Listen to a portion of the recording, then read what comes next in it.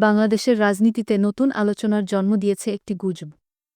জানা গেছে, অন্তর্বর্তী সরকারের প্রধান উপদেষ্টা অধ্যাপক মুহাম্মদ ইউনূস পদত্যাগের বিষয়টি বিবেচনা করছেন। জাতীয় নাগরিক পার্টির আহ্বায়ক নাহিদ ইসলাম জানিয়েছেন, অধ্যাপক ইউনূস তার সঙ্গে সাক্ষাৎকালে বলেন, বর্তমান রাজনৈতিক পরিস্থিতিতে তার কাজ করা কঠিন হয়ে পড়েছে। তিনি বলেন, যদি রাজনৈতিক দলগুলো তার উপর আস্থা না রাখে, তাহলে তিনি থেকে কী লাভ? তবে এখনও আনুষ্ঠানিকভাবে পদত্যাগের কোনো ঘোষণা আসেনি। তবে এই আলোচনা দেশের রাজনৈতিক অঙ্গনে নতুন করে উত্তেজনা ছড়িয়েছে। অনেকে বলছেন, দেশের স্থিতিশীলতা এবং ভবিষ্যৎ নির্বাচন নিয়ে অনিশ্চয়তা বাড়তে পারে। এখন দেখা যাক, অধ্যাপক ইউনূস তার সিদ্ধান্তে অটল থাকেন কিনা, নাকি পরিস্থিতির উন্নতির আশায় দায়িত্বে থাকেন। আপনার মতামত কি? অধ্যাপক ইউনূসের সিদ্ধান্ত দেশের জন্য কী প্রভাব ফেলবে? কমেন্টে জানাতে ভুলবেন না।